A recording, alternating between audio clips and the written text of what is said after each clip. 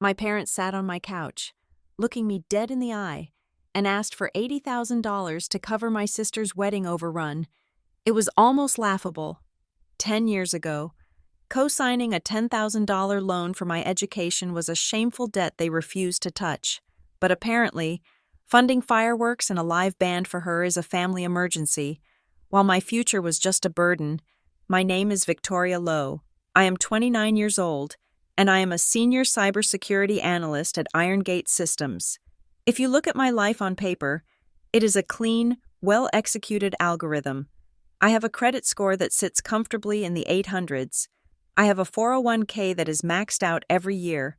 I live in a one-bedroom apartment in downtown Austin that smells like lemon polish and silence. It is a silence I bought with my own money, and it is usually the most expensive thing I own. But tonight, that silence was about to be broken. It was a Tuesday evening, just past 6:30. I was standing in my kitchen, chopping garlic for a simple pasta dish. My work laptop was open on the breakfast bar, running a vulnerability scan on a client's server in the background. The hum of the cooling fan was the only white noise I needed. Outside my window, the muffled traffic of the city moved along, a world away from my sanctuary. I liked it this way. I liked the control. When you grow up in a house where chaos is the baseline, order becomes an addiction. Then the doorbell rang. It was not a delivery. I was not expecting anyone. My friends know better than to drop by without a text, and my neighbors are the kind of polite strangers who only nod in the elevator. I wiped my hands on a dish towel and walked to the door. I checked the peephole. My stomach dropped. It was a physical sensation, like missing a step on a staircase in the dark. Standing in the hallway were Diane and Robert, my parents. They were dressed up. My mother was wearing her navy blazer, the one she saves for church events or meeting with loan officers. My father had combed his thinning hair back and was wearing a collared shirt that looked freshly ironed. But it was not their clothes that made my pulse spike.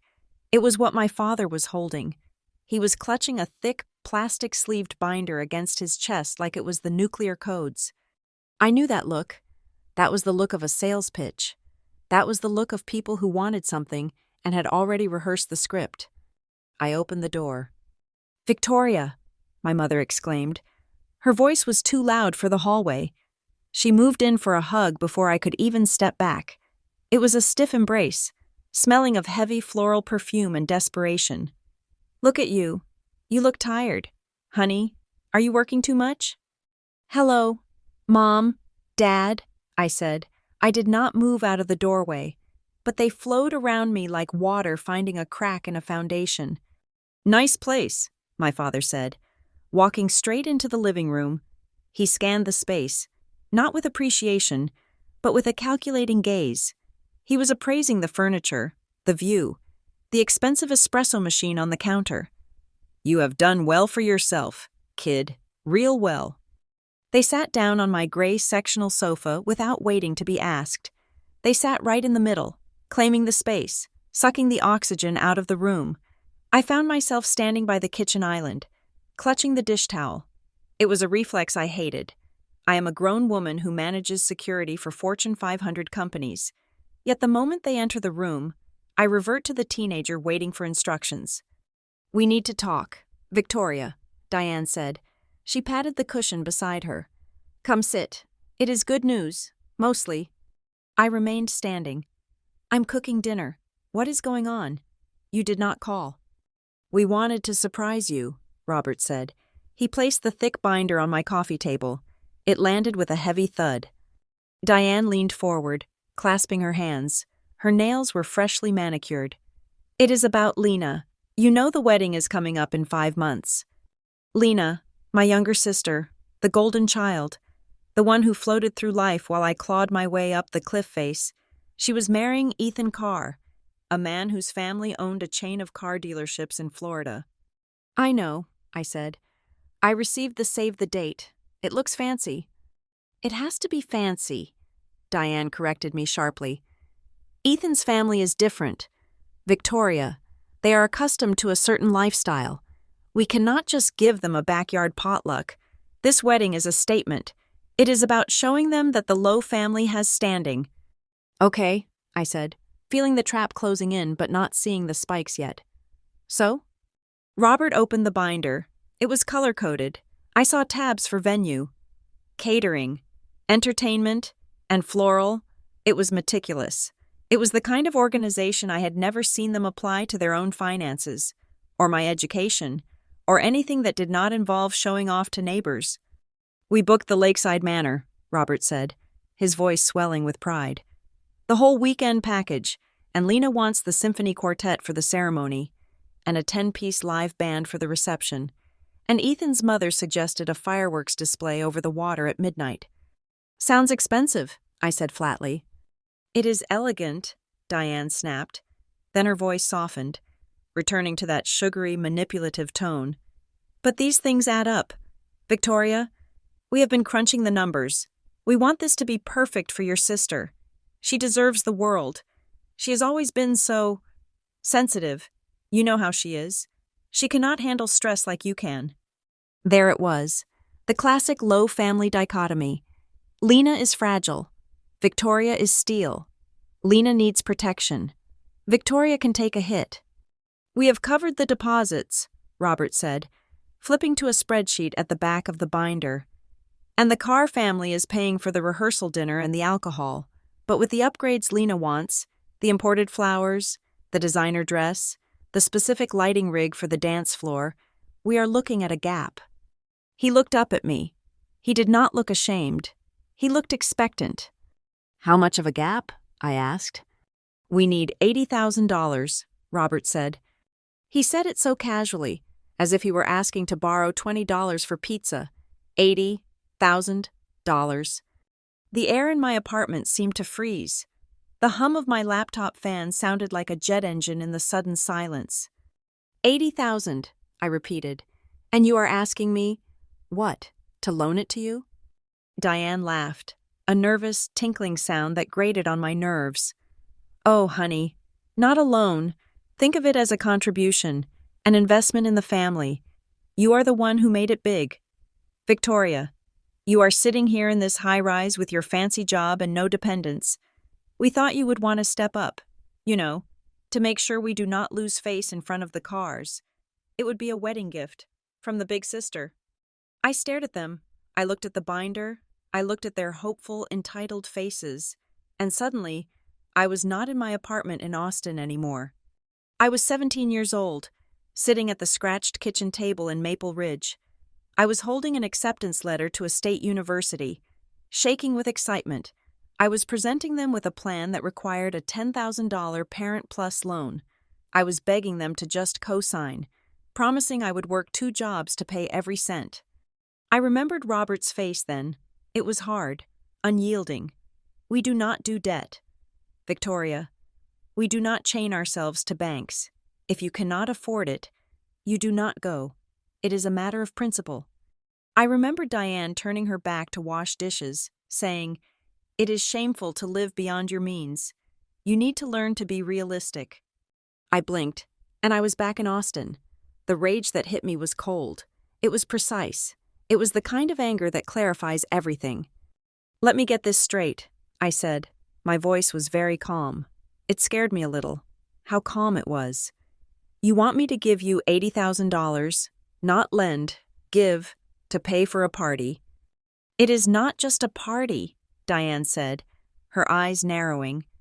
"It is your sister's happiness. Why do you have to be so cold? We raised you better than this." "You raised me to understand the value of $1, I said. I walked over to the counter and closed my laptop. The screen went black. "You raised me to fear debt. You raised me to believe that asking for financial help was a moral failing." "That was different," Robert said, waving his hand dismissively. "That was a long time ago. Times change. The economy is different now." "Is it?" I walked around the island and stood directly in front of the coffee table. I looked down at them. Because I seemed to recall that $10,000 for a degree in cybersecurity, the degree that got me this job, this apartment, and this money you are looking at, was considered an irresponsible burden. You told me that Loas do not beg. You told me to figure it out myself. We were teaching you independence, Diane argued, her face flushing pink. And look, it worked. You are successful. You should be thanking us, not throwing it back in our faces. And now that you have plenty, why are you hoarding it? It is selfish, Victoria. Pure selfishness. Selfish, I echoed. Lena is family, Robert said, his voice dropping an octave, trying to summon paternal authority. When you have family, you help. That is the obligation. We are short $80,000 to make this day perfect. You have it. We know you have it. Iron Gate pays well. We looked it up. They looked it up. Of course they did. They had audited my life before they even rang the doorbell. I looked at the binder again. $80,000. That was 8 times what I had needed to change my life, and they wanted to burn it in one night on fireworks and imported peonies. I need to ask you one question, I said. I sat down on the armchair opposite them. I crossed my legs. I did not offer them water. I did not offer them dinner. And I need an honest answer.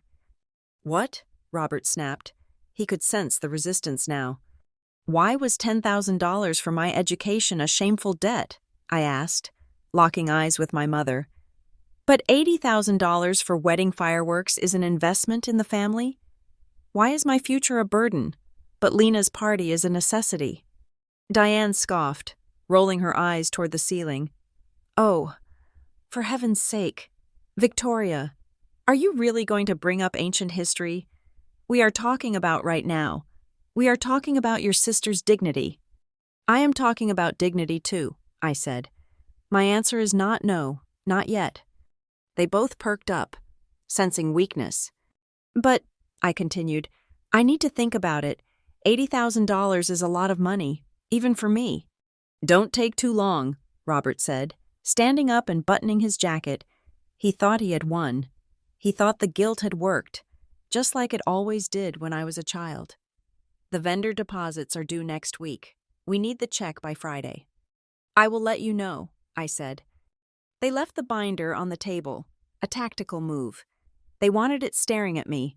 They walked to the door, Diane pausing to touch my arm. You are a good girl, Victoria, she said. I know you can be prickly, but you always do the right thing in the end. Do it for Lena.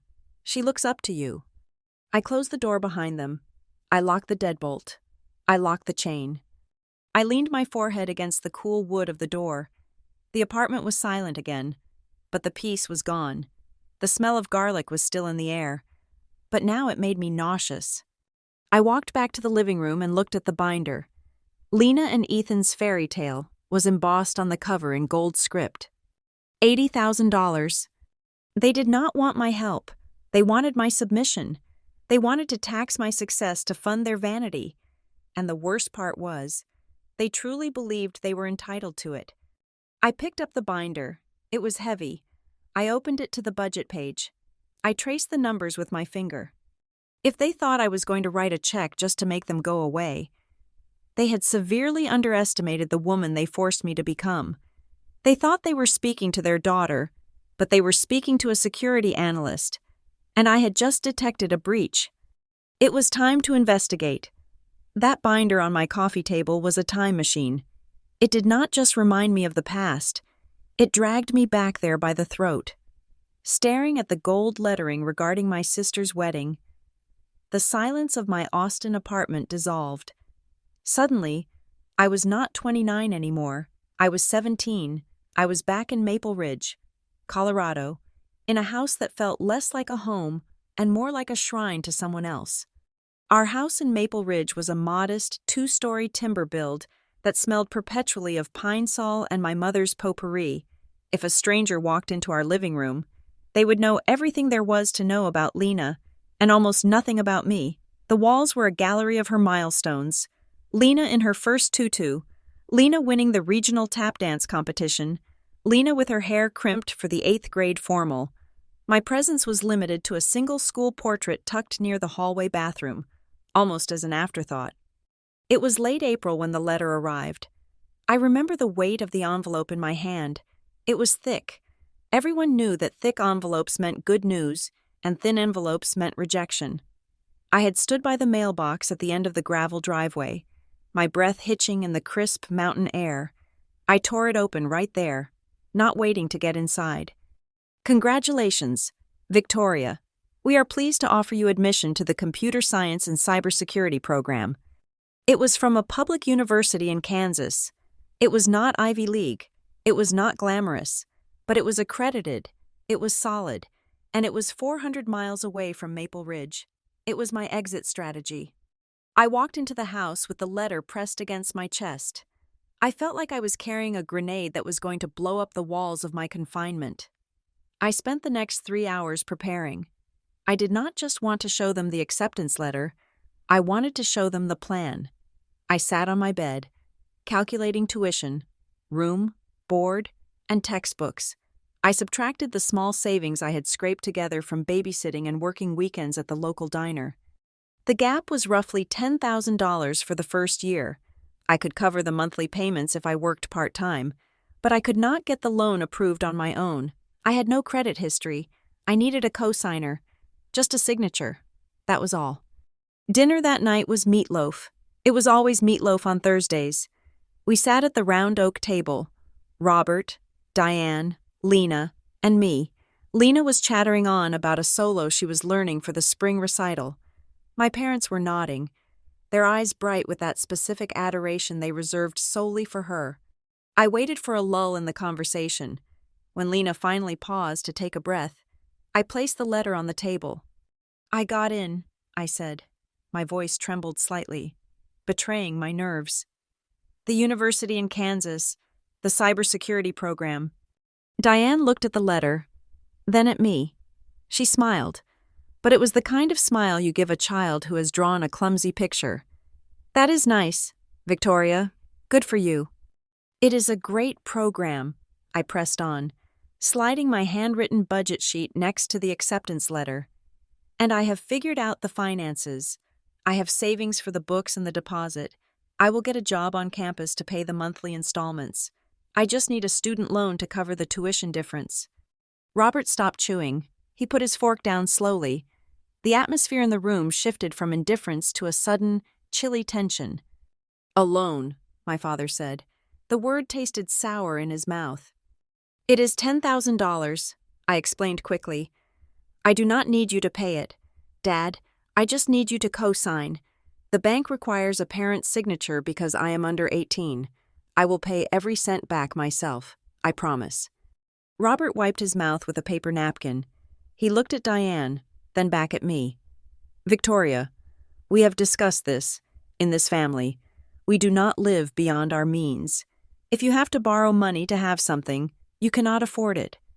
"It is college," I argued, my heart hammering against my ribs. "It is not a car or a vacation. It is an investment.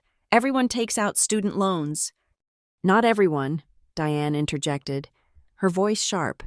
"We do not. Narrows the soul. Debt does. It hangs over you. We want you to be free. Victoria, we want you to learn independence." "I am trying to be independent," I said, my voice rising. "That is why I have a job. That is why I made this budget. I am not asking for a handout. I am asking for a signature." "And if you default?" Robert asked, crossing his arms. "If you fail your classes? Then the bank comes after us. They come after our house. We have worked too hard for what we have to risk it on a gamble." "I won't fail," I pleaded.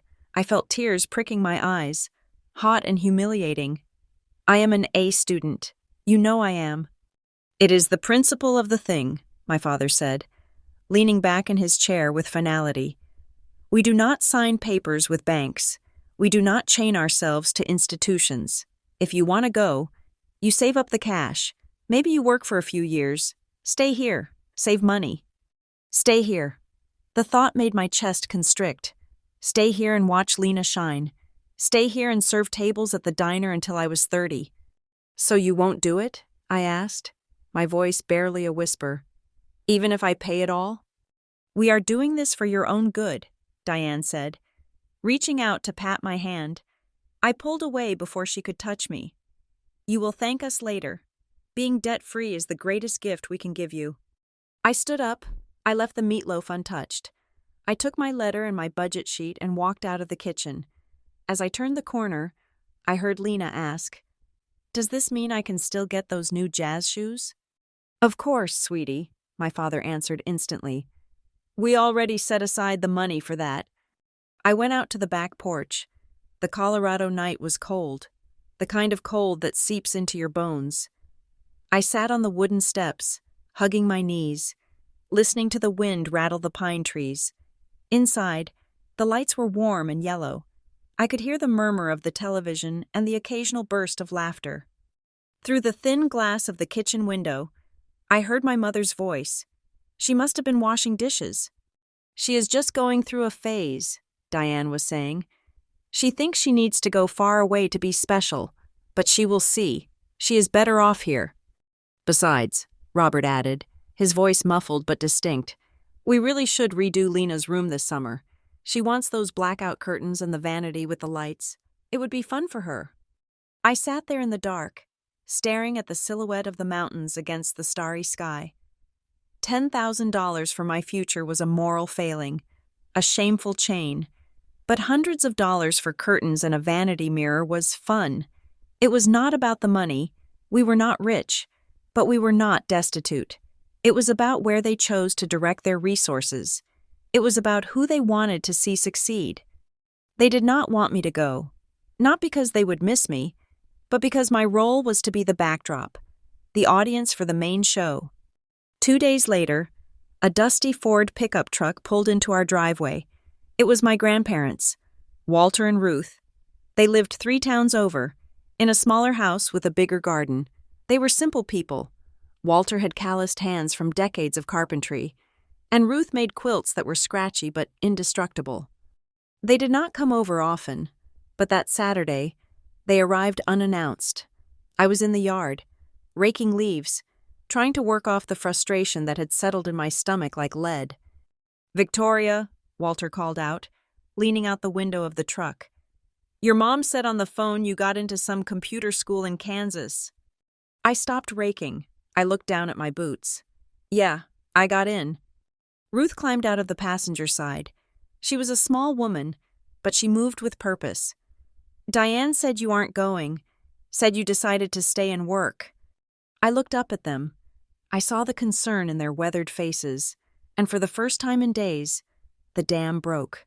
I dropped the rake. "I can't go," I said, my voice cracking. "I can't get the loan without a cosigner. Mom and Dad won't do it." Walter turned off the truck engine. The silence that followed was heavy. He looked at the house, where my father was watching TV, then back at me. He opened his door and stepped out. He walked over to me, his boots crunching on the gravel. "Get in the truck," Walter said. "What?" "Get your paperwork," he said. "Get that acceptance letter. Get your birth certificate. Get in the truck." I ran inside. I grabbed my folder. My mother called out from the living room, asking what I was doing, but I didn't answer. I ran back out and climbed into the back seat of the Ford. We drove to the bank in town. It was a silent ride. Ruth reached back and squeezed my knee, her hand warm and rough. At the bank, we sat in a cubicle with a loan officer named Mr. Henderson. Walter put on his reading glasses. He read every line of the loan agreement. He asked about interest rates. He asked about repayment schedules. Then he looked at me. "You realize what this is, Vicky?" he asked. "This is money you have to pay back. It is going to be hard. You are going to be eating peanut butter for 4 years." "I know, Grandpa," I said. "I will pay it. I swear." Walter nodded. He took the pen. His hand shook slightly. He was getting older, but his signature was firm and legible. Ruth signed next to him. As we walked out of the bank, the sun was blindingly bright. I felt lightheaded. I wanted to cry, to hug them, to scream. "Why?" I asked them as we stood by the truck. "Mom said debt is a sin." Walter took off his cap and scratched his head. He looked me in the eye, his gaze piercing and blue. "Receiving an opportunity is not a sin, Victoria," he said. "Sloth is a sin. Greed is a sin. But needing a hand to get up the first step of the ladder, that is just life." He paused, looking back toward the direction of my parents' house. His expression darkened. "The real sin," Walter said, his voice low and gritty, "is having the power to help your own child and pretending you are helpless just to teach a lesson that does not need teaching." That summer moved fast. When the day came for me to leave for Kansas, there was no fanfare. My bags were packed in my beat-up sedan. My parents stood on the porch. Diane was holding a cup of coffee. Robert was checking his watch. "Drive safe," Robert said. "Roads can be slick if it rains." "Call us when you get there," Diane added, though her eyes were already drifting to the driveway where Lena was waiting. Lena was in the passenger seat of Mom's car, wearing her leotard. She rolled down the window. "Bye, Victoria? Bring me back a souvenir." "We have to go," Diane said, checking her watch. "Lena cannot be late for the advanced contemporary class.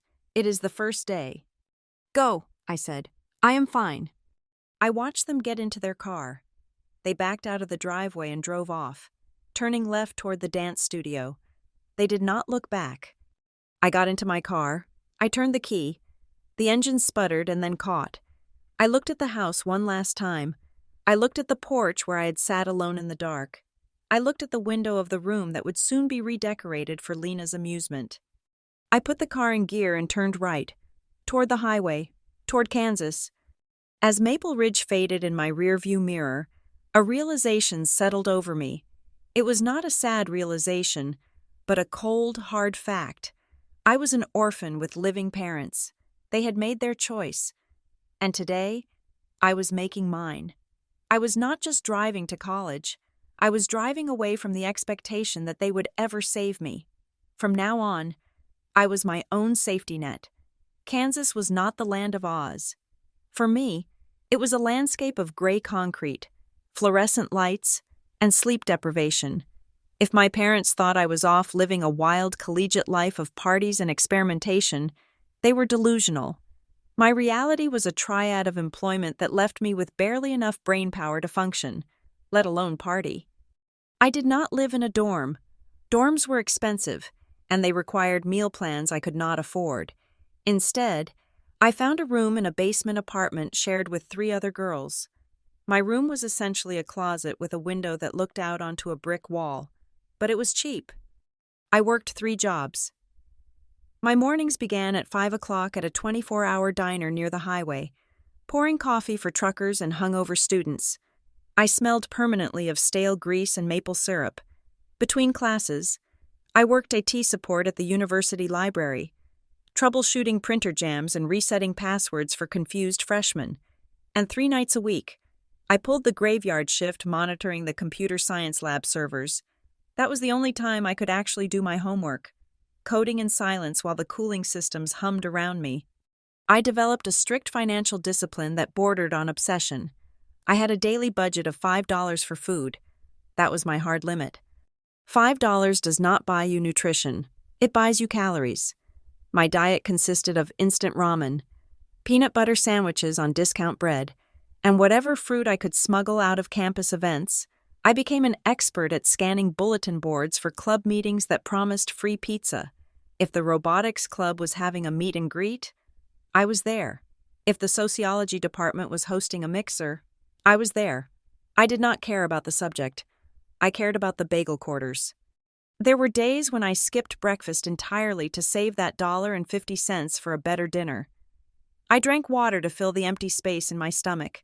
I told myself it was intermittent fasting. In reality, it was poverty. The winters were the hardest. The wind in Kansas cuts right through you, much sharper than the mountain cold I was used to, in my sophomore year, to save on the heating bill. My roommates and I kept the thermostat set to 55 degrees. I would wear my winter coat inside the apartment. I remember one night specifically. It was February. I had a fever. My throat felt like it was filled with broken glass, and I was shivering violently under 2 thin blankets. I had a systems architecture exam the next morning. I looked at the ceiling, my breath visible in the air, and I asked myself if it was worth it. I could just go home. I could go back to Maple Ridge, get a job at the grocery store, and sleep in a warm house. But then I remembered the living room wall. I remembered the shrine to Lena. I remembered my father's voice saying we do not chain ourselves to banks. I got up, put on a second pair of socks, and walked to the library. It was open 24 hours during midterms, and it was heated. I pushed 2 armchairs together in a back corner of the periodicals section and slept there. It wasn't comfortable, but it was warm. That night, I decided that I would rather sleep in a library chair as a free woman than in a feather bed as a disappointment. Communication with home became a one-way street of information, and none of it was about me. I would call them once every 2 weeks, usually on Sunday afternoons when the rates were lower. The conversations followed a predictable script. I would say, "I got an A on my midterms," or "I got a raise at the library." My mother would say, "That is nice, Victoria. Oh, you will not believe what Lena did this week." Then came the flood. Lena won the regional contemporary dance trophy. Lena was voted vice president of her junior class. Lena and her friends went to Florida for spring break. And then, the car. It was my junior year. I was eating a cup of yogurt that was 2 days past its expiration date when my phone buzzed. It was a picture message from my father. It was a photo of a red Honda Civic. It wasn't brand new, but it was clean, shiny, and had a big red bow on the hood. Lena was leaning against it, beaming, holding a set of keys. "Got a great deal on this." The caption read, "Safety first for our girl." I stared at the screen until it went black. I was walking 3 miles to the diner in the snow because I could not justify the cost of a bus pass. I was taping my textbooks together because the bindings were falling apart, and they had bought her a car, not because she needed it. The high school was a 10-minute walk from our house, but because they wanted her to have it. I did not reply to the text. I couldn't. When I did visit home, usually for Christmas or a brief summer weekend, I felt like a guest in a hotel where the staff was indifferent. My parents had constructed a narrative about me that absolved them of any guilt. To them, I was low maintenance. I was tough. "Victoria is fine," I heard my mother tell an aunt during Thanksgiving dinner. "She has always been so independent. We never have to worry about her." They said it like a compliment. They stripped the struggle out of my life and polished it until it looked like a personality trait. They did not see the bags under my eyes or the way I flinched when the bill came at a restaurant. They just saw that I did not ask them for anything, so they assumed I needed nothing. My only tether to sanity was Walter and Ruth. They could not drive out to Kansas. The distance was too much for the old truck and their backs, but they mastered video calling. Every Sunday evening, I would open my laptop and see their pixelated faces. They didn't talk about themselves. They asked about me. They asked about my code. They asked if I was eating vegetables. "You look thin, Vicky," Ruth would say, peering into the camera. "Are you eating enough protein?" "I am fine, Grandma, just busy." "I sent a package," she would whisper, like it was a state secret. 3 days later, a box would arrive. It would be wrapped in layers of brown packing tape. Inside, nestled in newspaper, were jars of homemade jam, thick wool socks she had knitted, and cookies that somehow survived the transit. And always, tucked into a card with a picture of a kitten or a landscape, was cash. $20, sometimes $50. "Go have a steak dinner," Walter's shaky handwriting would say. "On me. Don't tell your mother." I would sit on the floor of my room, holding that cash, and weep. I cried not because of the money, but because someone actually saw me. Someone acknowledged that I was hungry. 4 years of grit, 4 years of calculating every penny, 4 years of watching my sister live a life of funded ease through a screen. I graduated summa cum laude.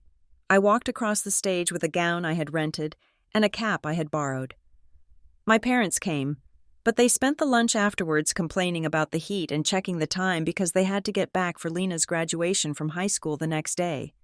But I did not care, because in my pocket, I had an offer letter. Iron Gate Systems, Austin, Texas, junior security analyst. The starting salary was more money than my father had ever made in a year. I moved to Austin 2 weeks later. I drove my rattling car south. watching the landscape change from the flat plains to the rolling hill country. My first apartment was not the one I live in now.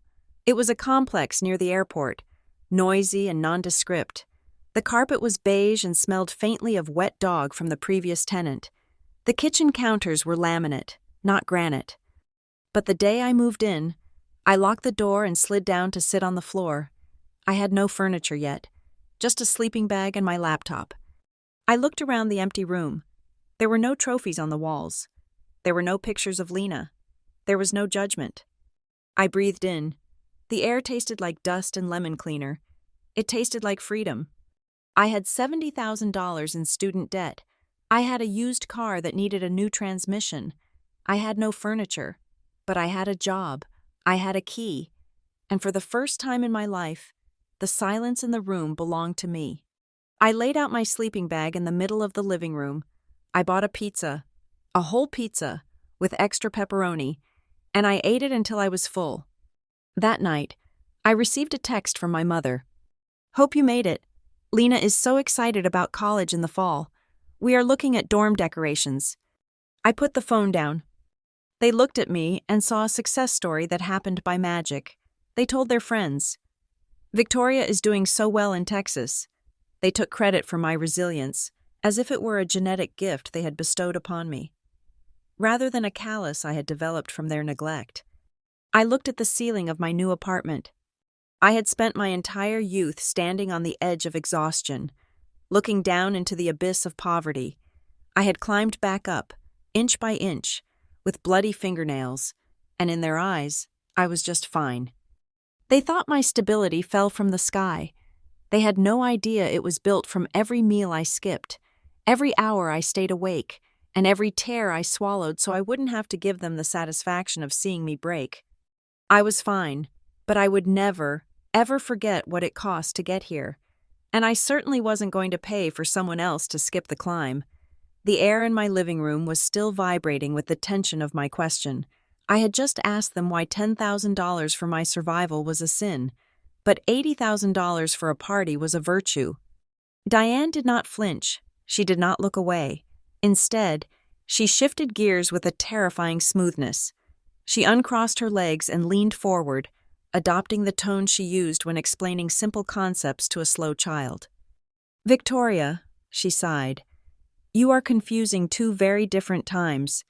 The world was different back then. Your father and I were terrified of the economy. We were protecting you from the burden of debt. We were scared. Now things are different. The market is stable. You are stable. Comparing the two is just, well, it is being petty." "Petty," I repeated. The word tasted like ash. "I ate ramen for 4 years and slept in a library because you were scared of a signature. But now you are brave enough to ask for luxury catering?" "Stop living in the past," Robert cut in, his voice hardening. He stood up and walked over to the window, looking out at the Austin skyline. "Look at where you are. You make good money. We know what analysts at Irongate make. We are not asking you to starve. We are asking you to do your duty." He turned to face me, his silhouette framed by the city lights I had paid for. "It is an obligation. Victoria, family supports family. You are the eldest. You have the means. If you do not help your sister, it sends a message. It says you do not care. It says you are ungrateful for the values we raised you with." "The values being self-reliance?" I asked. "The value of loyalty," he corrected sharply. "Lena is under a lot of pressure. The Carr family, they expect things to be done a certain way. If we show up empty-handed, we look weak. You are the only one who can fix this. It is your responsibility to ensure the low name stands tall." There it was. It wasn't about love. It wasn't about Lena's happiness. It was about their ego. They wanted to use my bank account to buy their way into a social bracket they didn't belong to. "I am not saying yes," I said, keeping my voice level. "I am saying I need to look at my finances. I need to think." Diane stood up, smoothing her skirt. She exchanged a look with Robert. It was a look of smug assurance. They heard, "I need to think," but they translated it as, "I will stall for a bit and then write the check. Take a few days. Diane said, walking to the door. "But do not take too long. We have a schedule to keep." They walked out of my apartment with a bounce in their step. They did not say thank you.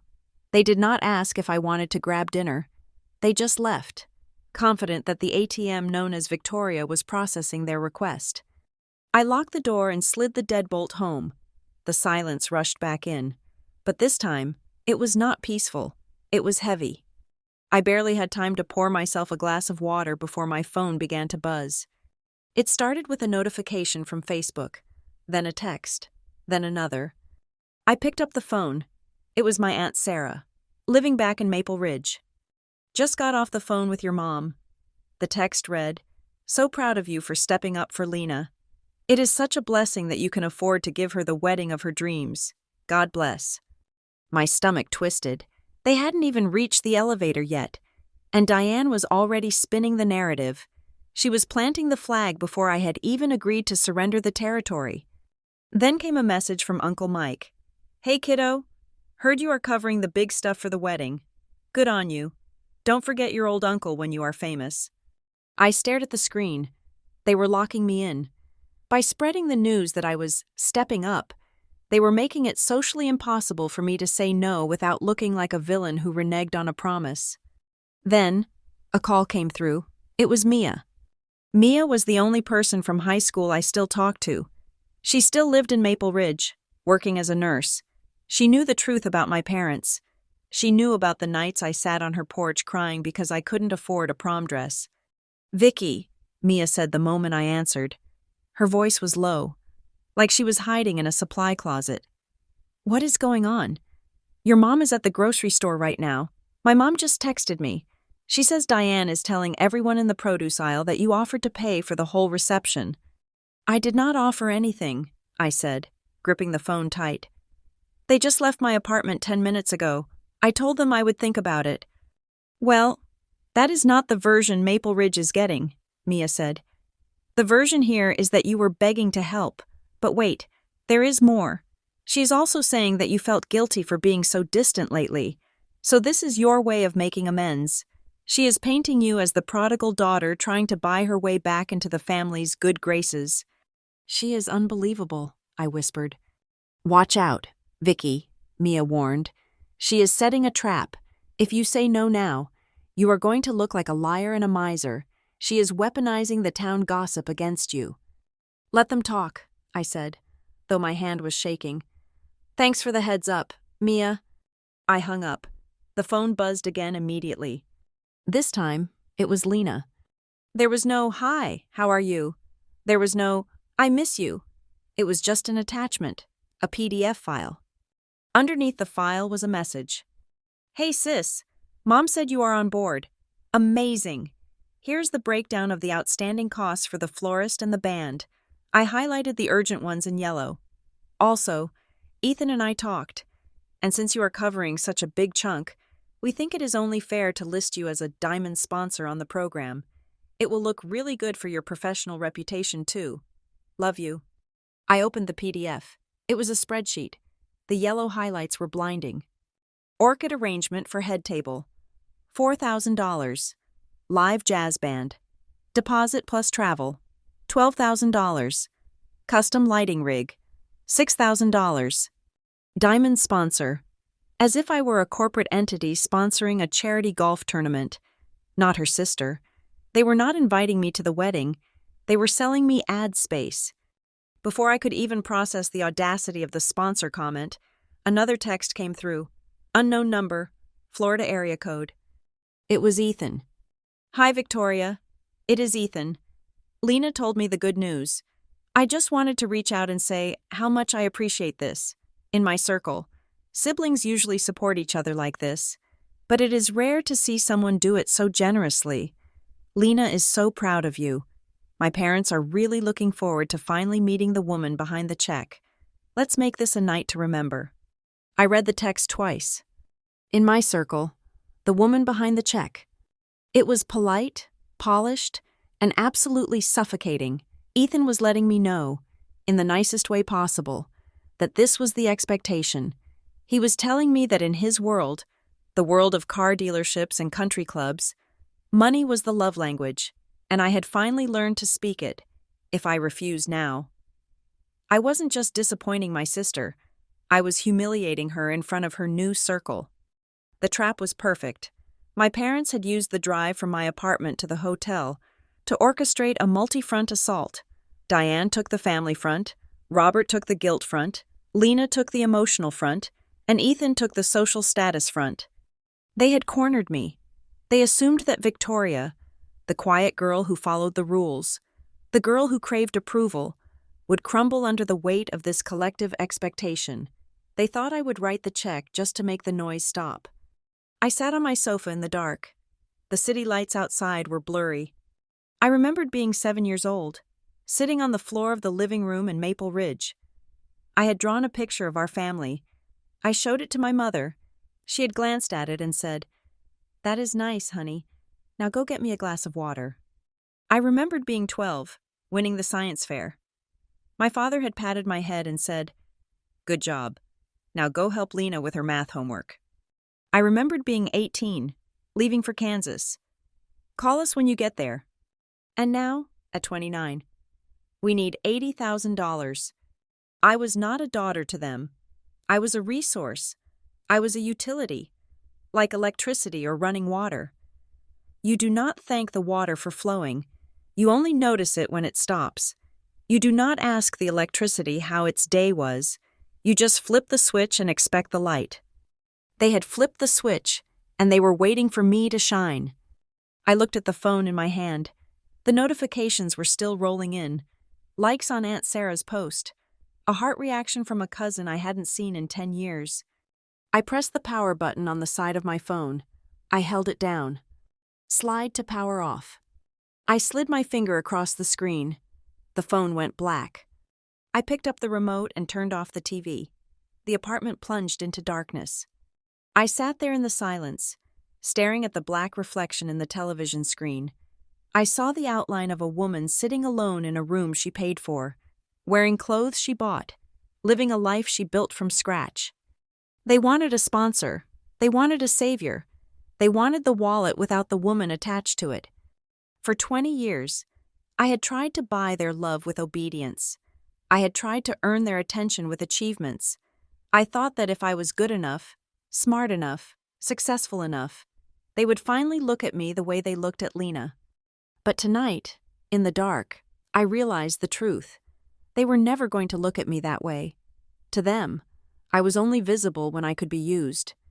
I felt a coldness settle in my chest. It wasn't the freezing wind of a Kansas winter. It was something stronger. It was the ice of indifference.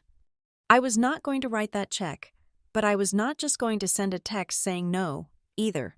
A text could be deleted. A text could be spun. They had dragged me onto a stage. They had announced my role to the audience. Fine, if they wanted a show, I would give them one, but I would be the one writing the script for the final act. I stood up and walked to the kitchen. I opened my laptop. It was time to start my investigation. It was time to find the receipts. It was time to calculate the true cost of being a low. I did not go to sleep. Sleep is for people who have peace of mind, and my mind was currently a war zone. I sat at my kitchen island, the blue light of my laptop screen illuminating the empty coffee cups scattered around me. My parents had played a very specific card, the principled poverty card. They claimed their refusal to help me 10 years ago was based on a deep-seated, moral objection to debt. They claimed their current request for $80,000 was a sudden, necessary deviation for the sake of family honor. In my line of work, when a story does not add up, you do not ask the user for clarification. Users lie. You look at the logs. You look at the data. I needed to perform a forensic audit on my own history. I started with the only 2 witnesses I could trust. I picked up my phone. It was past 9 o'clock, but I knew Walter and Ruth would still be up, watching the late news. I dialed the number. Walter answered on the second ring. "Vicky?" His voice was raspy, thick with sleep or worry. "Is everything all right? It is late." "I am sorry to call so late, Grandpa," I said, keeping my voice steady. "I need to ask you something, and I need you to tell me the truth. even if you think it will hurt me." There was a pause on the line. I heard the creak of his recliner. "Ask?" "When I was accepted to college," I began, staring at a blank spreadsheet on my screen. "When I asked Mom and Dad to co-sign that loan for $10,000, did they actually have the money? Or were they really as broke as they said they were?" Walter sighed. It was a long, heavy sound that traveled hundreds of miles through the cell towers to settle in my ear. I heard Ruth whispering in the background, asking who it was. "They were not broke, Victoria," Walter said quietly. "Then why?" I asked. "Was it really just the principal? The fear of the bank?" "It was a principal, all right," Walter grumbled. "But not the one they told you. The same month you got that acceptance letter. The same week you were crying at our kitchen table. Your parents closed on a property." My fingers froze over the keyboard. "A property? What kind of property?" "A cabin," Walter said. "Up near Silver Creek, a 2-bedroom vacation home. They said it was an investment. They said they wanted a place to escape to on weekends." I felt the blood drain from my face. "They bought a vacation home while telling me they couldn't co-sign a student loan?" "We fought about it," Walter admitted, his voice trembling with old anger. "Ruth and I went over there. We told them it was wrong. We told them they couldn't buy a second house while their daughter was begging for an education. Do you know what Diane said?" I braced myself. "What did she say?" "She said, 'Victoria is too hard-headed. If we help her now, she will never learn to stand on her own 2 feet. The cabin is for us. The struggle is for her. It is better this way.'" I closed my eyes. It wasn't fear. It wasn't poverty. It was a deliberate strategy to cripple me so they could enjoy a view of the mountains. "Thank you, Grandpa," I whispered. "Vicky," he said urgently, "do not let them bully you. You owe them nothing." "I know," I said. "I love you both." I hung up. My hands were shaking, but not from sadness. I was shaking with the cold precision of a hunter who just found the trail. I opened a new browser tab. I went to the Facebook page of the most prominent real estate agent in Maple Ridge, a woman named Linda who posted everything. I used the advanced search tools, filtering for posts from 10 years ago. It took me 20 minutes of scrolling, and then, there it was. A photo dated May 15th, the exact week I graduated high school. The photo showed Diane and Robert standing on the deck of a rustic log cabin, holding a bottle of champagne. They were smiling. Wide, genuine smiles that reached their eyes. The caption read, "Congratulations to Robert and Diane Lowe on the purchase of their stunning weekend getaway at Silver Creek.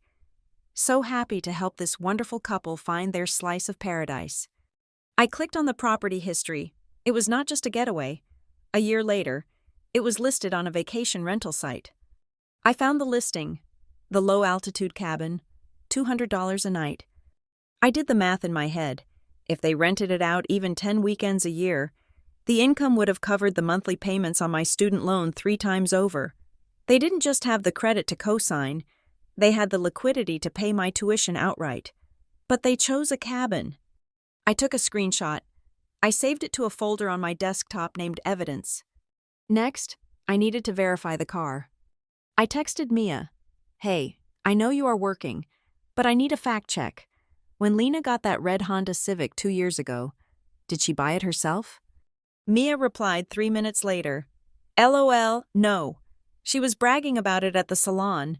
She has bad credit because she maxed out a credit card on costumes. Your mom co-signed the auto loan. Diane told my mom she had to do it because a dance instructor needs a reliable vehicle to maintain a professional image." "Why?" "Just checking," I replied. I saved the text. So, the rule against co-signing was flexible. It bent for assets that could be seen. It bent for cars that neighbors could admire. It bent for Lena. It only became rigid when it applied to my education. I turned back to my email archives. I needed to see it in their own words. I searched for debt in my inbox. I found an email from my mother, dated during my sophomore year of college. I had asked for help with a dental bill, $600 for a root canal. Subject: Emergency dentist, Victoria. We love you, but we cannot set a precedent of bailing you out. Debt is a slippery slope. Once you start relying on others, you lose your freedom. You need to negotiate a payment plan with the dentist. It builds character. I printed it. Then, I went to the email Lena had sent me earlier regarding the wedding costs. It was a forwarded chain. She had been forwarding me vendor quotes for weeks, usually with notes like, "Look how pretty." But in her carelessness, she had included the history of the thread between her and our mother. I scrolled down past the florist's invoice. I found a reply from Diane to Lena, dated 3 months ago. Subject: Wedding loan application. Don't worry about the credit check. Sweetie, Dad and I will put our names on the application as guarantors. We want you to have the best. You are a low, and you should live like one. We will handle the bank. You just pick out the flowers. I stared at the 2 emails side by side on my screen. Debt is a slippery slope versus we will handle the bank. Builds character versus you should live like one. The hypocrisy was so stark it was almost funny. They had built an entire moral framework around fiscal responsibility solely to justify neglecting me, while simultaneously operating a shadow economy of indulgence for my sister. I wasn't the daughter they were teaching to be strong. I was the daughter they didn't want to pay for. I was the expense they cut so they could afford the luxury item. I stood up and walked to my printer. I loaded a fresh stack of paper. I printed the screenshot of the cabin purchase. I printed the rental listing showing the income. I printed Mia's text confirming the co-signed car loan. I printed the email about my root canal. I printed the email about Lena's wedding loan. I took a manila folder from my desk drawer. I punched holes in the papers and fastened them inside. It was a thin file, but it weighed more than the $80,000 they were asking for. This was not just a collection of receipts. It was a map of their affection. It showed exactly where the borders were drawn. I lived in the territory of character building. Lena lived in the territory of unconditional support, and the border was guarded by a checkbook. I looked at the folder. The reality check. They wanted an answer. They wanted to know if I would save the family face. They thought I was sitting here wrestling with my greed, trying to decide if I could part with my money. But I wasn't wrestling with anything. I was done. I realized then that I could not just say no over the phone. If I did, Diane would spin it. She would tell everyone I was jealous. She would tell everyone I was bitter. She would tell the relatives that I had the money but simply refused to help my baby sister because I was cold. I needed to deliver this answer in a way that could not be edited. I needed a venue where the evidence would speak louder than their narrative. I glanced at the save the date magnet on my fridge. The rehearsal dinner. It was next week. Everyone would be there. The Carr family, the relatives from Maple Ridge, Lena, my parents. It was the perfect stage. I picked up the folder and slid it into my work bag. My hands were steady now. The nausea was gone. The anger had crystallized into something useful. It was fuel. I looked around my apartment. It was quiet. It was paid for. It was mine. "You want a contribution?" I said aloud to the empty room. "I will give you a contribution. I will contribute the truth." I turned off the lights and went to the window. I looked out at the city I had conquered alone. For the first time in my life, I didn't wish my parents were proud of me. I didn't care. I just wanted them to be exposed, and for $80,000 worth of lies. I was going to give them a receipt they couldn't return. The decision to blow up my relationship with my parents was not one I made in a fit of rage. It was calculated. It was strategic. In my line of work, we call it a controlled demolition. If you have a compromised structure that is threatening the integrity of the whole system, you do not patch it. You bring it down safely so you can build something else on the foundation.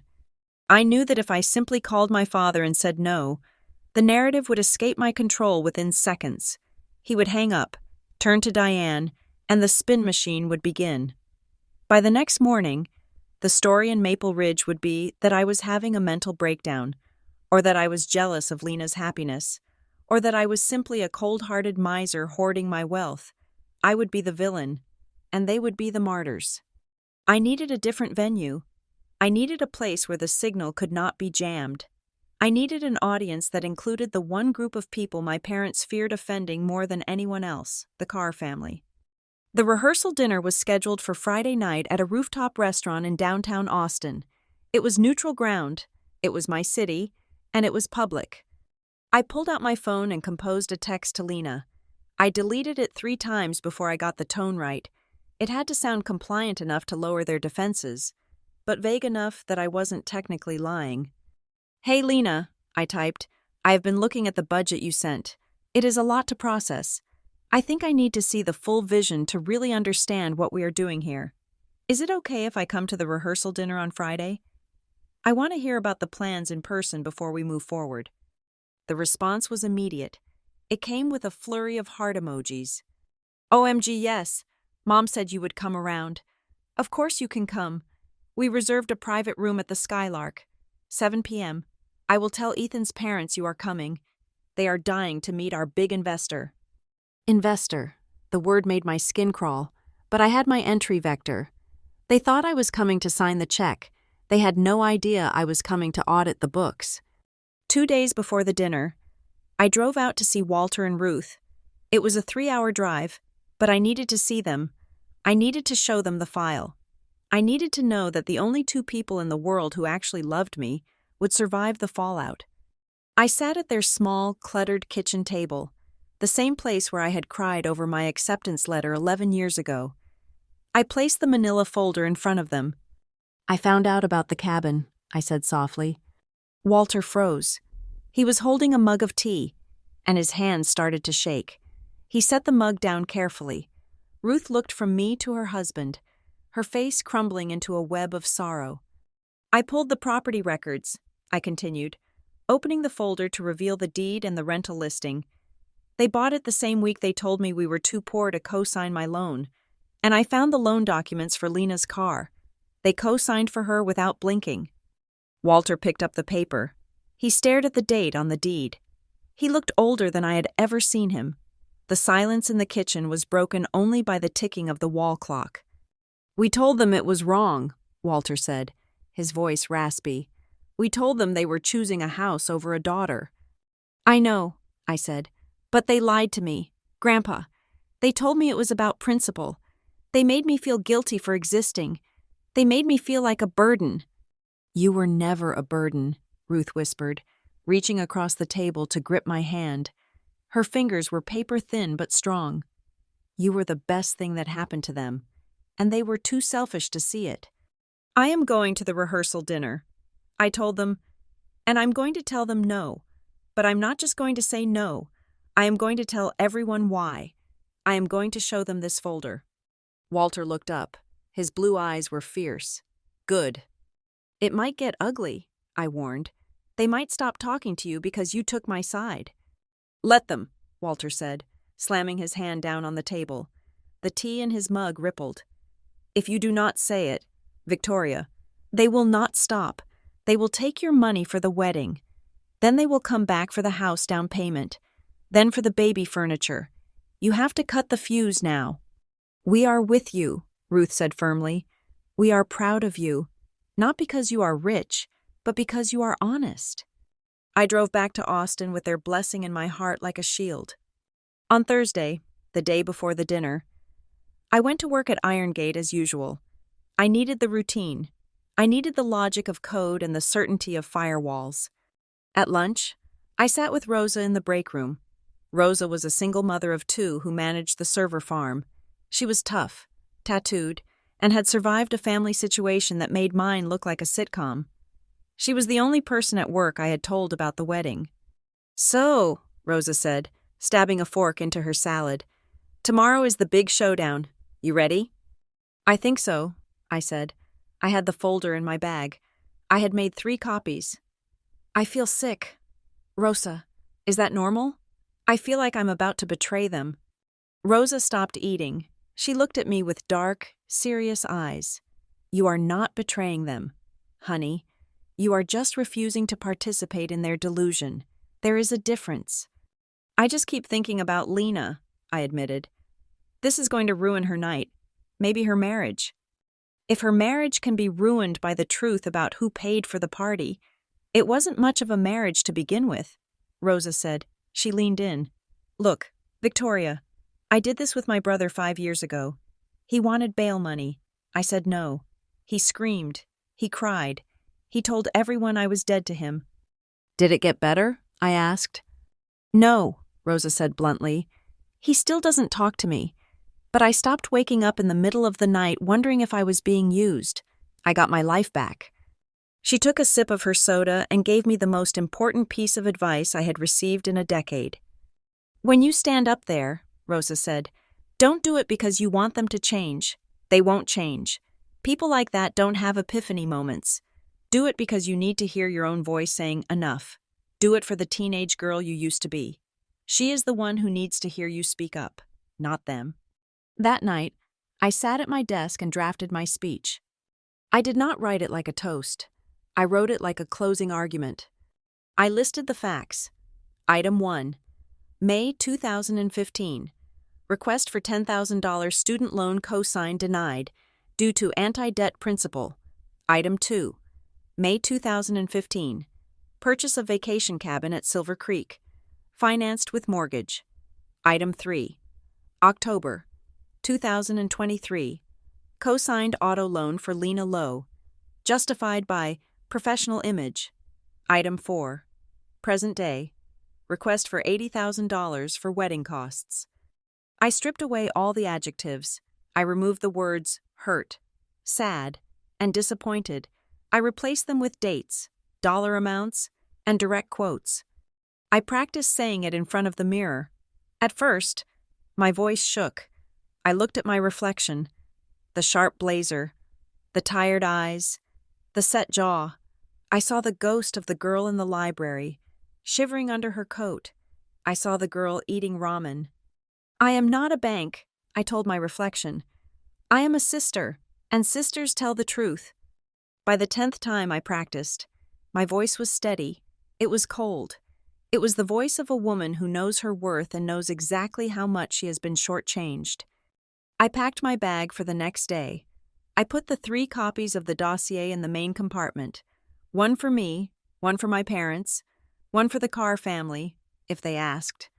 I looked at the folder. It felt heavy, but not in a bad way. It felt like an anchor. For my entire adult life, I had been drifting in the current of my parents' gaslighting, constantly questioning if I was crazy, if I was selfish, if I was remembering things wrong. This folder was my anchor to reality. It was physical proof that I wasn't crazy. I had the receipts. I turned off the light and lay in bed, watching the shadows of the city move across my ceiling. I knew that after tomorrow night, I might be an orphan in every practical sense. I might lose Lena. I would certainly lose my parents. But as I closed my eyes, I realized I wasn't afraid of losing them anymore. I was only afraid of losing myself. And tomorrow, I was going to make sure that didn't happen. The stage was set, the players were ready, and I was bringing the spotlight. The elevator doors to the Skylark opened, and I stepped straight into a curated hallucination of wealth. The rooftop restaurant was one of those places where the air conditioning smelled like expensive vanilla, and the lighting was designed to make everyone look 10 years younger and 3 tax brackets richer. It was 7 o'clock on a Friday evening. To my left, the Austin skyline was beginning to glitter against a bruising purple sky. To my right, my family was performing the role of their lives. The private dining area had been transformed. There were no balloons or streamers here. Instead, there were crystal geometric centerpieces catching the candlelight. There was an ice sculpture of 2 swans, ridiculous, yet impressive, melting slowly near the open bar. A jazz trio was playing something soft and indistinguishable in the corner. And there were Lena and Ethan. They looked like they had stepped out of a magazine spread. Lena was wearing a white cocktail dress that I knew cost more than my first car.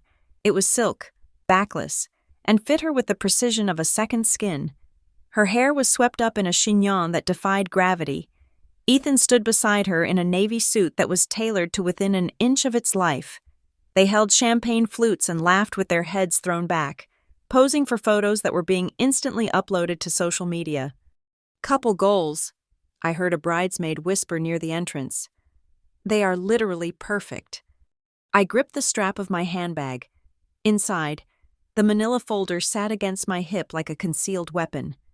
"Victoria, you made it." It was my father.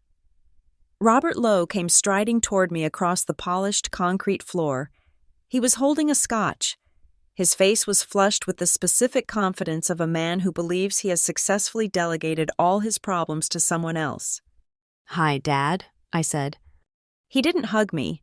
Instead, he wrapped a heavy arm around my shoulders and steered me toward a group of older men in linen suits. "This is her," Robert announced, beaming.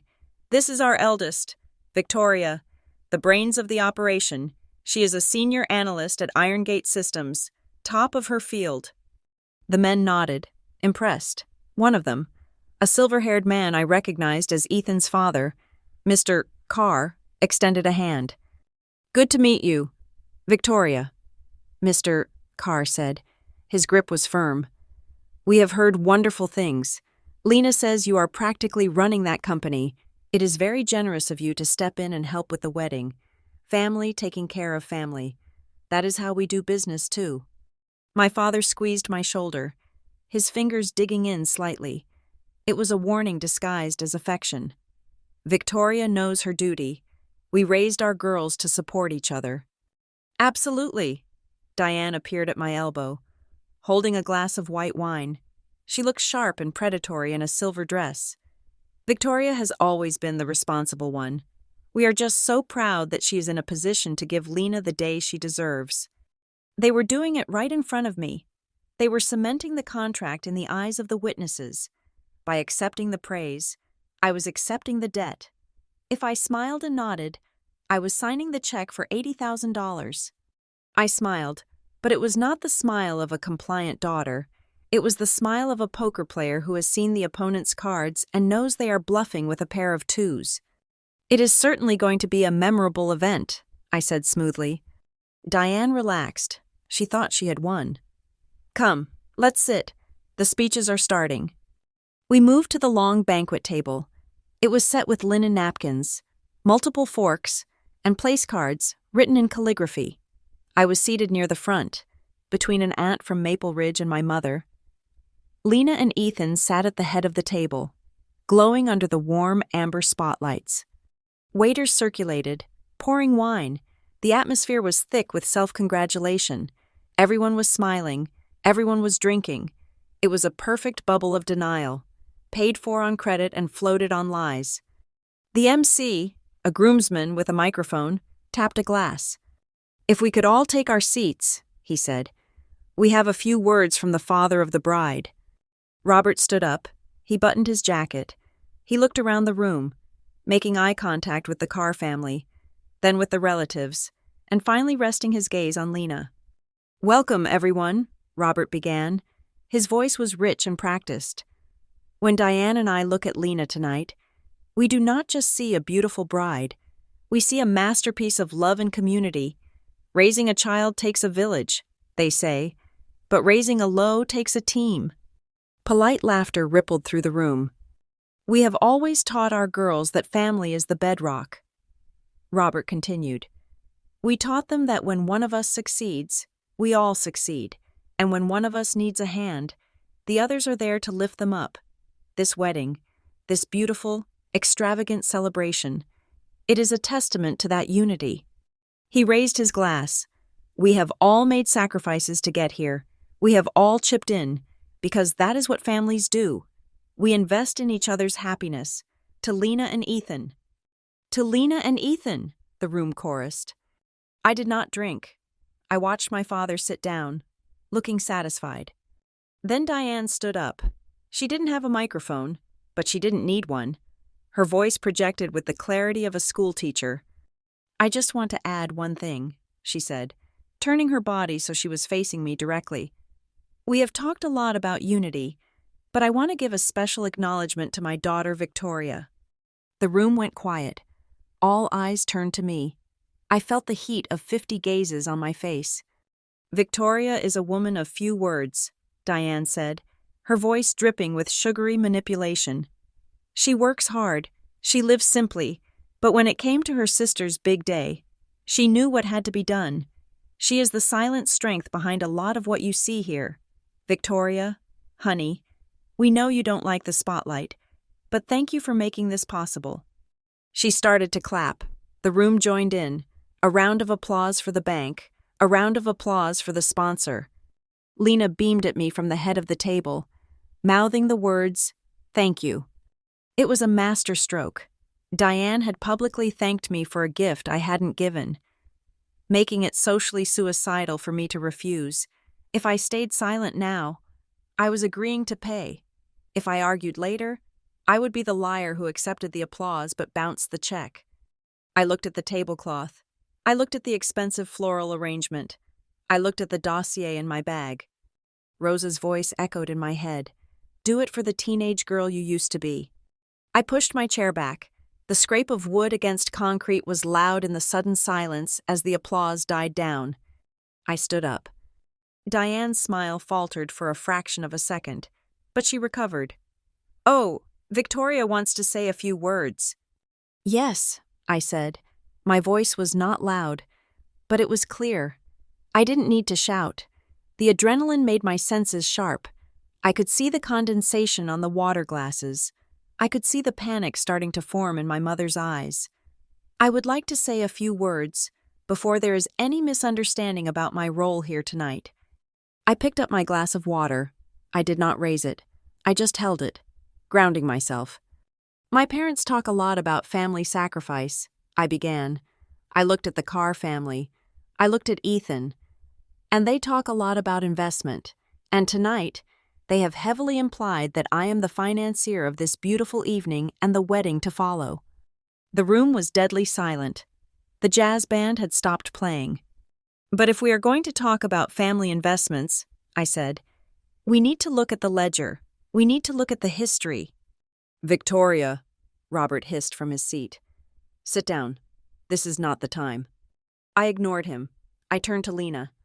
"Lena," I said, "you know I love you, but you also know that 10 years ago, I sat at our kitchen table in Maple Ridge and begged Mom and Dad to co-sign a student loan for $10,000 so I could go to college."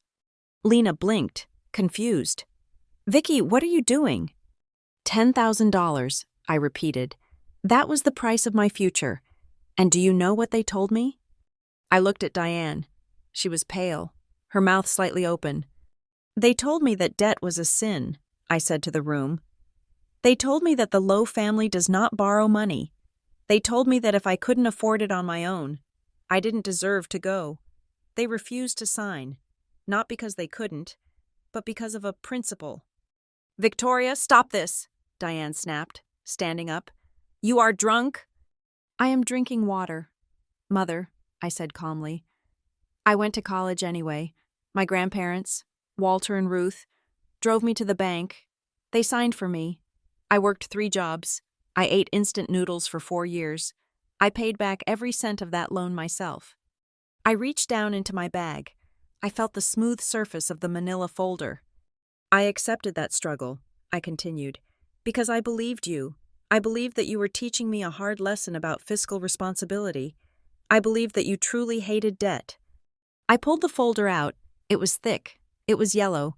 In the dim, romantic lighting of the restaurant, it looked like a flare. "But then," I said, "I was asked to pay $80,000 for this wedding, and I started to wonder why the rules were different for me than they were for Lena. So I looked at the records." I placed the folder on the table. It landed with a soft slap that sounded like a gunshot in the quiet room. "I found out that the principle was a lie," I said. I looked Robert in the eye. "If we are going to talk about sacrifice and family, let's talk about what really happened in May of 2015. Let's talk about where the money actually went." I opened the folder. The first page was the deed to the cabin. "You wanted to give me credit for this wedding," I said to my parents. "But I think the guests deserve to know exactly what kind of credit you have been running on for the last decade." I looked around the room. The faces were a mixture of shock and horror. Ethan looked like he had swallowed a lemon. Lena looked terrified. "I am not the sponsor," I said. "I am the auditor, and the audit is finished." I picked up the first sheet of paper from the folder. My hand was steady, anchored by the absolute weight of the truth I held. The restaurant was so quiet, I could hear the hum of the refrigeration units behind the bar. "Exhibit A," I said, my voice cutting through the tension like a scalpel. "The deed to a property at Silver Creek, dated May 15th, 2015. I held it up so the table could see the official county stamp. "May 15th, I continued, looking directly at my mother. "That was exactly 3 days after I sat at our kitchen table and showed you my acceptance letter. That was the week you told me that our family finances were too fragile to risk co-signing a loan for $10,000. You said, and I quote, 'We cannot take on debt. We are barely keeping our heads above water.'" Diane stared at the paper. Her mouth opened and closed, but no sound came out. "You weren't keeping your heads above water," I said. "You were buying a vacation home. You took out a mortgage for a second property while I was packing my bags to go live in a basement in Kansas. You had the credit. You had the assets. You just chose to spend them on a mountain view instead of my education." A murmur went through the room. I saw my Aunt Sarah, who was sitting 3 seats down, lean forward and squint at the paper. "But that's not all," I said, flipping to the next page. "Let's fast forward to present day. The narrative has always been that the Lowe family doesn't do loans, that we are principled, that we don't believe in bailouts." I pulled out the copy of the text message regarding Lena's car. 2 years ago, I said, turning to look at my sister. Lena was frozen, her face pale against the white silk of her dress. "Lena, you got that red Civic? You told everyone you bought it, but here is the loan agreement, co-signed by Diane and Robert Lowe." I looked back at my parents. The justification? I have the text right here. Mom told Mrs. Miller at the salon that it was an investment. She said, "Lena needs a car that reflects her professional image as a dance instructor." So, let me get this straight. A $10,000 loan for a cybersecurity degree is a shameful burden, but a $25,000 loan for a car to drive to a dance studio is a professional investment? The silence that followed was suffocating. It wasn't just awkward, it was heavy with judgment. Then, a voice spoke up from the other side of the table. It was Mrs. Carr, Ethan's mother. She was a formidable woman, always impeccably dressed, known for her no-nonsense attitude. She set her wineglass down with a sharp clink. "Wait a minute," Mrs. Carr said. Her eyes darted from me to my parents. "Are you telling me that you refused to help your eldest daughter with tuition because you were against debt, but you happily signed for a car for your youngest because of optics?" The question hung in the air. It stripped away all the flowery language my father had used in his speech. It reduced their principles to what they really were: favoritism. Diane flushed a deep, blotchy red. She gripped her napkin. "Now, hold on. You don't understand the context. The economy was different back then. In 2015, things were unstable. We were terrified. We were protecting the family solvency. It was a different time." "It was the same week, Diane," I said calmly. "I checked the dates. You closed on the cabin the same week you denied me. And Aunt Sarah?" I turned to my aunt. "Do you remember that summer?" Aunt Sarah looked uncomfortable, caught in the crossfire, but she was a terrible liar. She looked at Diane, then at me, and finally sighed.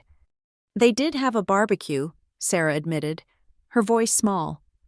"For the 4th of July, at the new cabin, Diane, you told us you'd been saving for it for years. You showed us the hot tub." "So you weren't broke," I summarized. "You were just prioritizing, and that is fine. It is your money. You have the right to spend it however you want.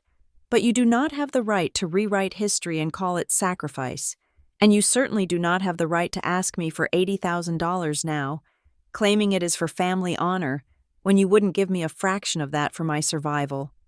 Robert slammed his hand on the table. The silverware jumped. "That is enough," he shouted. His face was purple. "You are twisting everything. You were different, Victoria. You were always tough. You were independent. We knew you could handle it." He pointed a shaking finger at me.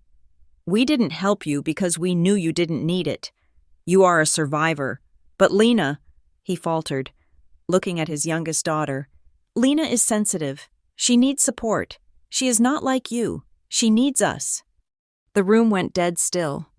Robert froze, realizing too late what he had just admitted.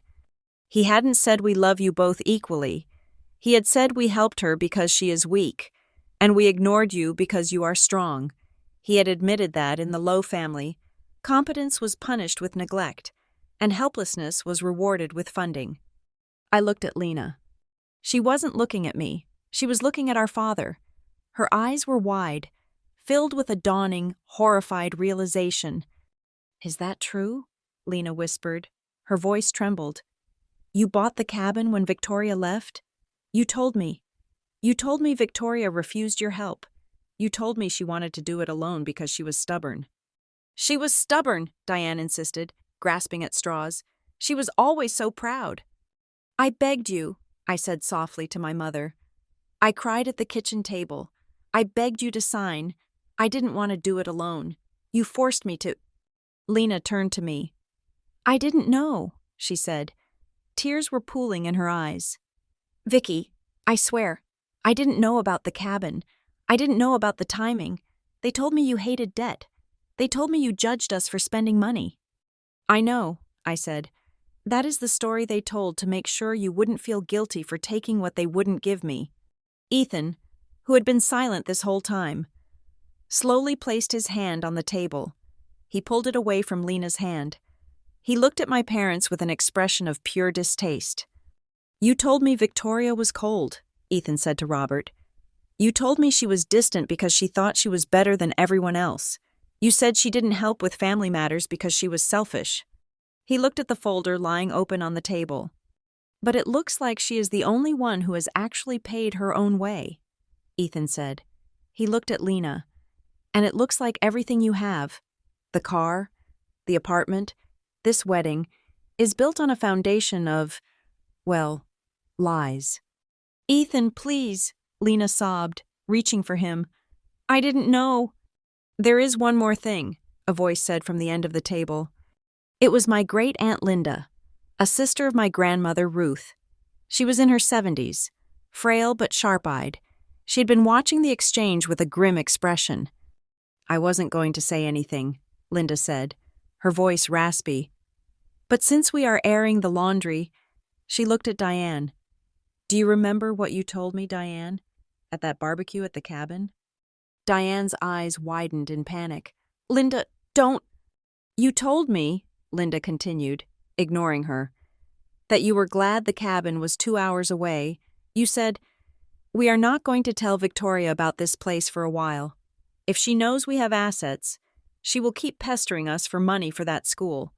Better she thinks we are tapped out. The gasp that went around the room was audible. It was the final blow. It wasn't just selfishness. It was malice. It was a calculated deception to ensure I stayed desperate so they could stay comfortable. Diane burst into tears. It was a theatrical, wailing sob. How can you do this to us? She screamed at me. On your sister's special weekend?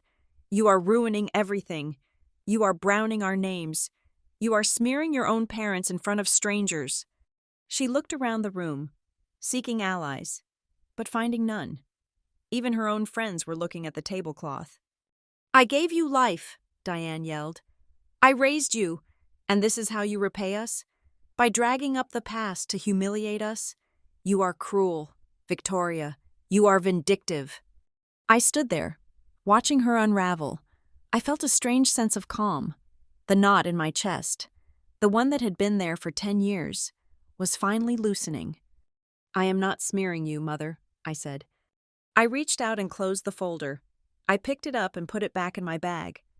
I am just reading the minutes of the meeting, I said. I am just telling the part of the story that you forced me to keep silent about. You wanted me to be the diamond sponsor of this wedding? Well, investors have a right to full disclosure. I looked at Robert, who was slumped in his chair, defeated.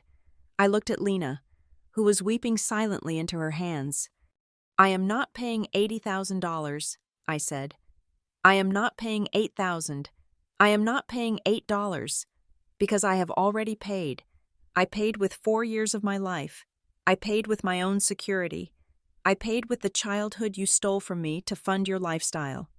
I turned to the Carr family. I apologize for the disruption, but I thought you should know exactly who you are doing business with. I turned and walked toward the door. The sound of my heels clicking on the concrete was the only sound in the room. "Victoria!" Lena called out. It was a desperate, broken sound. I paused at the door. I didn't look back. I couldn't. If I looked back, I might see the wreckage of the sister I loved, and I might falter. "I am done," I said to the room. "The bank is closed." I pushed open the heavy glass doors and walked out onto the terrace, into the humid Austin night. The air tasted of ozone and rain. Behind me, the perfect family was in ruins, but for the first time in a decade. I felt clean. I did not leave the restaurant immediately. I stood by the glass railing of the terrace, looking down at the grid of Austin. The cars below were just streams of red and white light, moving through the arteries of the city with a purpose that felt mocking in contrast to the wreckage I had just left behind. Inside the private dining room, the silence had broken, replaced by the low, frantic murmur of damage control. I could see reflections in the glass door. The Carr family had retreated to a corner table, their body language tight and defensive, like a board of directors discussing a hostile takeover. My parents were sitting alone at the main table. Diane was weeping into a napkin, while Robert stared at the ice sculpture as if it held the answers to why his life was collapsing. The perfect family tableau was gone. It lay in shards on the polished concrete floor, right next to my reputation as the dutiful daughter. The glass door slid open behind me. I didn't turn around. I knew the footsteps. They were light, uneven, the sound of high heels that were no longer walking with confidence. "Victoria." It was Lena. Her voice was thick, clogged with tears. I turned slowly. My sister looked like a porcelain doll that had been dropped. Her mascara was running in dark streaks down her cheeks, ruining the flawless makeup job she had spent 2 hours on. She was hugging her arms around her chest, shivering slightly in the night air, though it wasn't particularly cold. "You ruined it," Lena said. It wasn't a scream, it was a whimper. "You ruined everything. How could you do that? How could you do that in front of Ethan's parents? In front of everyone?" "I didn't ruin it, Lena," I said, leaning back against the railing. "I just turned on the lights. If the room looks ugly, that is not the fault of the light switch." "You could have pulled me aside," she argued, stepping closer. Her hands were shaking. "You could have told me privately. Why did you have to make it a spectacle? Why did you have to humiliate Mom and Dad like that?" "Privately?" I laughed, a dry, humorless sound. "Lena, think, if I had pulled you aside privately, what would have happened? Diane would have told you I was lying. She would have told you I was jealous. She would have spun the story just like she has spun every other story for the last 10 years. And you would have believed her.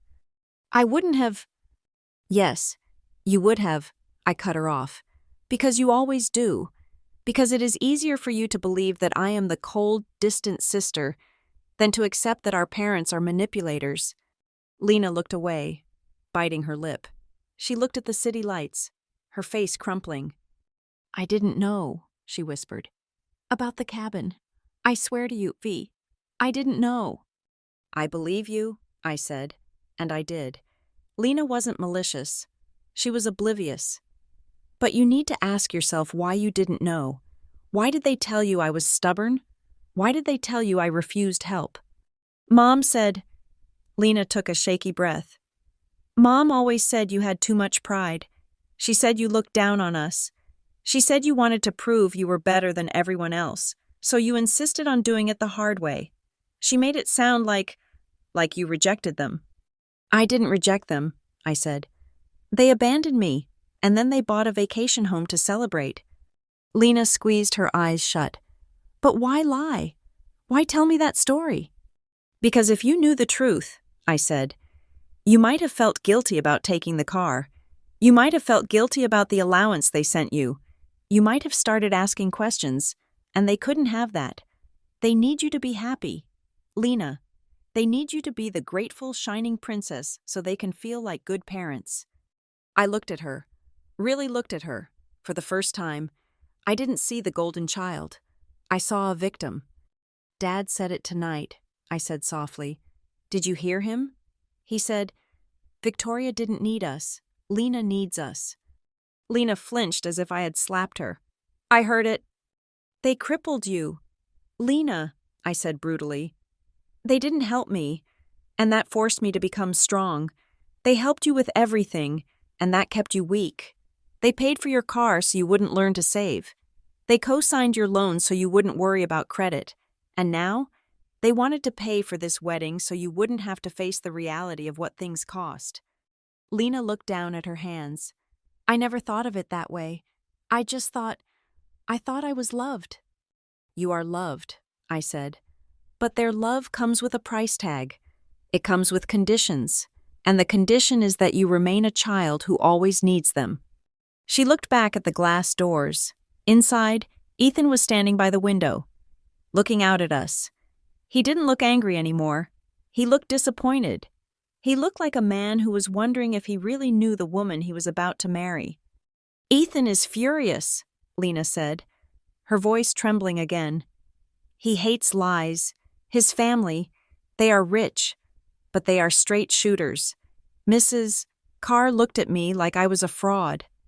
You are not a fraud, Lena, I said, but you have been living in a bubble, and tonight, the bubble popped. So what happens now? She asked. She looked at me with wide, pleading eyes. Please, Victoria, I know you are angry. I know they were wrong, but I can't fix this alone. We are $80,000 short. If you don't help, if you don't chip in, I have to cancel everything. The venue, the band, the flowers. It is all gone. There it was, the pivot. Even after everything, the reflex was still there. Fix it for me. Victoria. I straightened up. I put my hands in my pockets. I am not paying, Lena, I said. Her face fell. But, no, I stopped her. I am not paying a single dime. Not because I hate you, not because I'm punishing you, but because I am done participating in this dynamic. If I pay for this wedding, I am just becoming another enabler. I am just taking Dad's place as the one who cleans up your mess so you never have to feel the consequences. But I can't afford it, she cried out. Ethan and we don't have $80,000 lying around. Then you don't have an $80,000 wedding, I said simply. She stared at me. The concept seemed alien to her.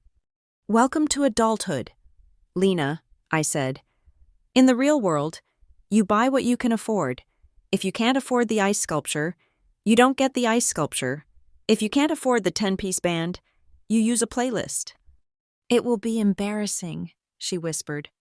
Everyone expects this. She gestured vaguely at the luxury around us. Who expects it? I asked. Mom and Dad? They want it for their ego. The cars?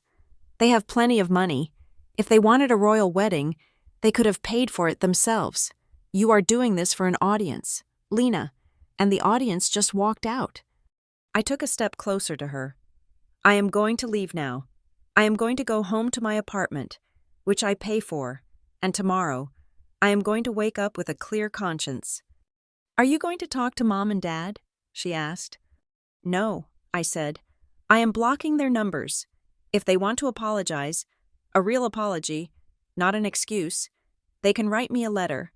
But if I hear one word about them bad-mouthing me to the relatives, if I hear one whisper that I ruined your wedding out of spite, I will cut them off permanently, and I will make sure the rest of the family sees every single document in that folder.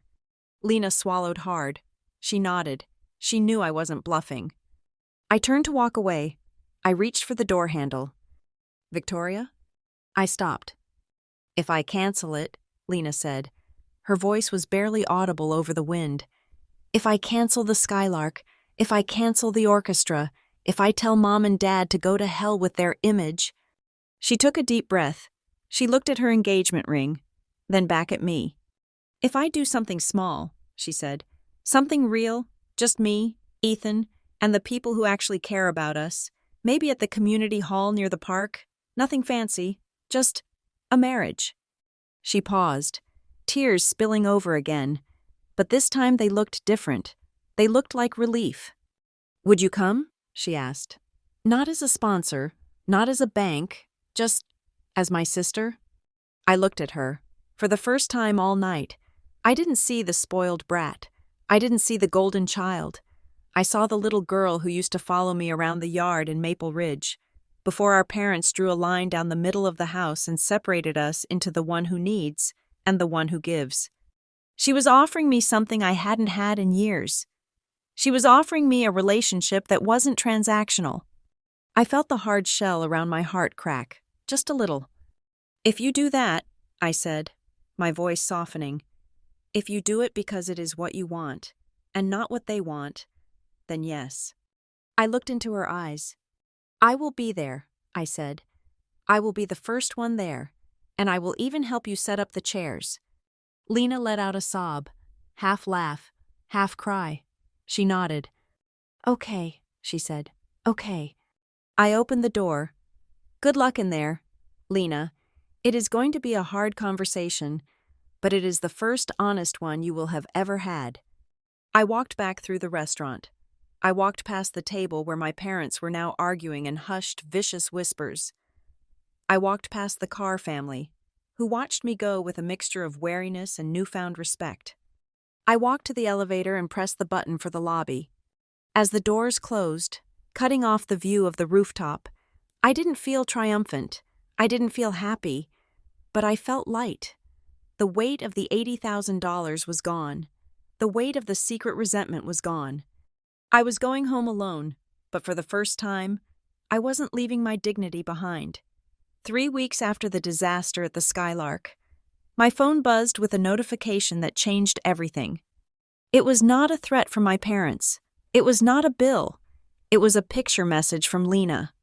The photo showed a crumpled piece of paper lying on a kitchen counter. It was the contract for the Lakeside Manor venue, stamped with a large red void across the front. Underneath the picture, Lena had written a long text. "I did it. I canceled the venue. We lost the $5,000 deposit, and Mom is screaming that I'm throwing money away. But I don't care. I canceled the band. I canceled the fireworks. We are doing it at the Oakwood Community Hall next month. It cost $400 to rent for the whole day. I hope you can still make it." I stared at the screen, feeling a knot in my chest loosen. For the first time in her life, Lena had chosen a loss over a lie. She had accepted the financial hit of the deposit to save the integrity of her marriage. The fallout was immediate and nuclear. I did not speak to my parents directly. I had blocked their numbers the night of the rehearsal dinner. But the updates filtered through via Mia and my grandparents. The narrative in Maple Ridge was chaotic. Diane was telling anyone who would listen that I had brainwashed Lena, that I had used my big city influence to turn a daughter against her mother. When Lena told them about the new plan, a potluck-style reception in a drafty community hall with no open bar, Robert delivered the ultimatum. "If you are going to embarrass this family with a poverty-stricken wedding," he had told her, "then do not expect us to be there to witness it. We have a reputation. We will not sit on folding chairs and pretend this is acceptable." He expected Lena to fold. That was the script. He pulls the approval, and she scrambles to get it back. But this time, Lena went off script. "Then don't come," she had replied. "I am marrying Ethan for me. I am not getting married so you can have nice photos to post on Facebook." The silence that followed that declaration was the sound of a cord being cut. The day of the wedding arrived with a gray, overcast sky. It was perfect. I stood in front of the mirror in my apartment. I was wearing a simple navy blue dress I had bought off the rack for $100. There was no bridesmaid sash. There were no uncomfortable heels dyed to match a color scheme. I was just a guest. I looked at my reflection and waited for the anxiety to hit. I waited for the old childhood fear, the terror that Mommy and Daddy wouldn't be there, that the family was broken, that it was all my fault. But the fear did not come. Instead, I felt a profound sense of calm.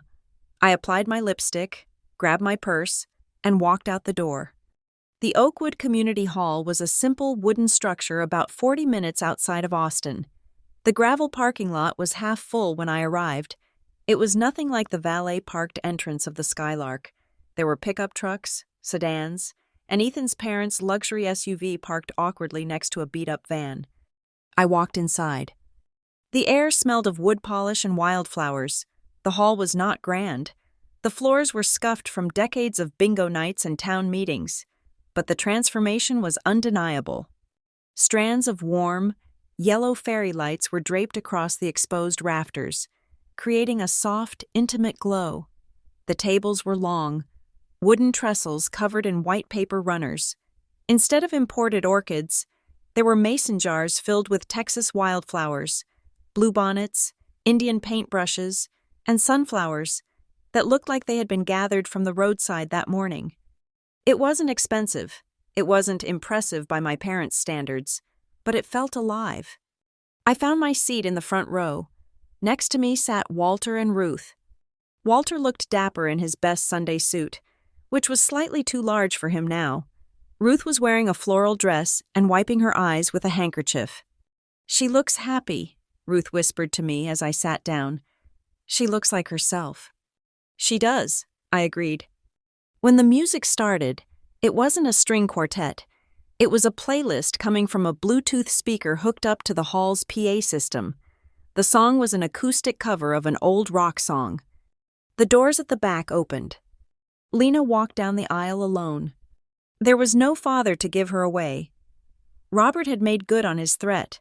He was not there to walk her down the aisle, because he couldn't be the center of attention.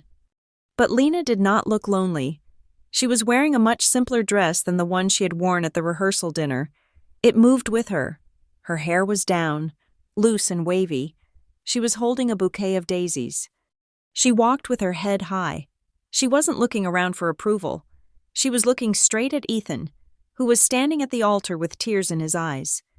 When she reached the front, she took Ethan's hands. The officiant, a friend of theirs, began the ceremony. But it was the vows that broke me.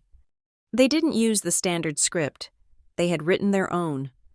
"I promise to be your partner," Ethan said, his voice cracking. "I promise that our decisions will be ours. I promise that I will never let outside voices dictate the value of our life." Then it was Lena's turn. She took a deep breath. Her voice was steady, clearer than I had ever heard it. "I promise to stand on my own feet," she said, "so that I can stand by your side, not lean on you. I promise that we will share our burdens, pay our own bills, and build our own walls. I promise to never use the word family as a weapon to make you do things you don't want to do." I felt Walter's hand cover mine. His skin was rough and warm. "You did this, Victoria," he whispered. "No," I whispered back. "She did this." "You showed her the door," Walter said firmly. "You did the thing that my generation was too scared to do. You said no to obligation without limit. You broke the chain." I squeezed his hand. I looked at the empty seats on the other side of the aisle. The 2 chairs reserved for the parents of the bride. They remained vacant throughout the entire ceremony. No one rushed in at the last minute. There was no dramatic redemption arc. They chose their pride over their daughter, and in doing so, they proved every single word I had said at the rehearsal dinner to be true. The reception was chaotic and wonderful. There was no seated dinner service. There was a taco truck parked outside, and people were mingling, eating from paper plates, and laughing. I was standing near the drink station, sipping a lemonade, when Lena found me. "Hey," she said. "Hey," I replied. "Nice party." "It is cheap," she laughed, gesturing to the paper tablecloths. "But the tacos are good." "The tacos are excellent," I said. "And for the record, this is 100 times better than the Skylark. The Skylark felt like a showroom. This feels like a celebration." Lena looked at me. The joy in her face faded slightly, replaced by a serious, vulnerable expression. She stepped forward and wrapped her arms around me. It wasn't a polite hug. It was a squeeze. She buried her face in my shoulder. I hugged her back, smelling the vanilla of her perfume and the faint scent of rain on her hair. "Thank you for coming," she mumbled into my dress. I told you I would be here, I said. Lena pulled back, but she kept her hands on my arms. She looked me right in the eyes. I am sorry, she said. For everything. For the car. For the cabin. I know I didn't know. But I should have noticed. I should have noticed that you were struggling while I was coasting. I was so wrapped up in being the good girl for them that I didn't see they were using me to hurt you. It is okay, I said, feeling a lump in my throat. You see it now. If I had someone like you standing up for me back then, Lena said softly, maybe I would have grown up sooner. Maybe I wouldn't have needed a disaster to wake me up. I'm sorry it took so long. Better late than never, I said. You look beautiful, Lena, and strong. I feel terrified, she admitted with a grin.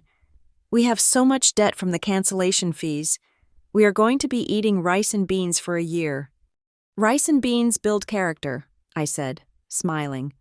Trust me, I know the recipe. She laughed, and then Ethan pulled her away to dance. I watched them go. I watched them sway under the fairy lights, surrounded by friends who were cheering for them. I looked around the room one last time. I saw my grandparents eating cake and chatting with Ethan's parents, who seemed surprisingly relaxed now that the pretense was dropped. I walked toward the exit. I needed air. I stepped out onto the wooden porch of the community hall. The sun had set, and the Texas night was dark and wide.